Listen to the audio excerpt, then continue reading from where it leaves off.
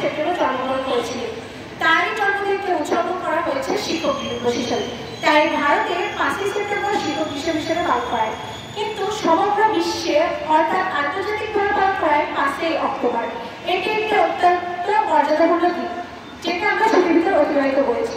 কিন্তু শিক্ষকরা মর্যাদা কি শুধু সেই দিনে না, প্রত্যেকটি দিন শিক্ষকদের দিন।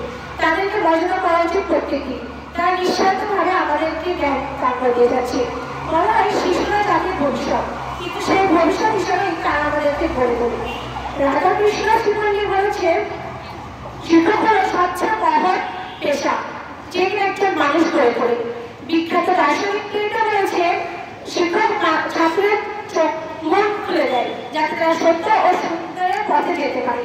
আসলে তারা আমাদেরকে সত্যের পথে পরিচালিত করে, যাতে আমরা ভবিষ্যতে আরো ভালো করতে পারি।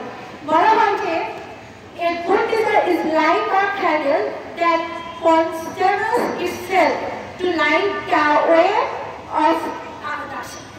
অর্থাৎ তাদের জীবন উৎসর্গ করে দেয় আমাদেরকে আলোর পথে যাওয়ার জন্য, আমাদের সত্যের পথে যাওয়ার জন্য। একটা মোমবাতি যেমন আলো দেওয়ার জন্য নিচে পড়ে পড়ে শেষ হয়ে যায়, একজন শিক্ষকও আমাদের জন্য নিজে অক্লান্তভাবে আমাদেরকে শিক্ষা দান করে দিয়ে যায়।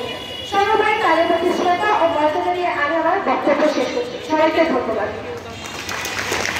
ধন্যবাদ।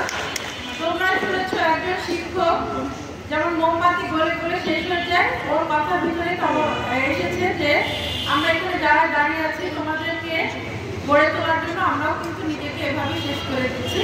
চমৎকার একটা বক্তৃতা, কিন্তু তোমরা তার প্রতিফলন ঘটাতে হবে, শুধু মুখে বললে হবে না। আজকে আমরা দেখতে পাচ্ছি যে আমাদের খুব সুসজ্জিত ভাবে, বিশেষ করে ক্লাস 10কে একটা ক্লাব দাও তো সবাই।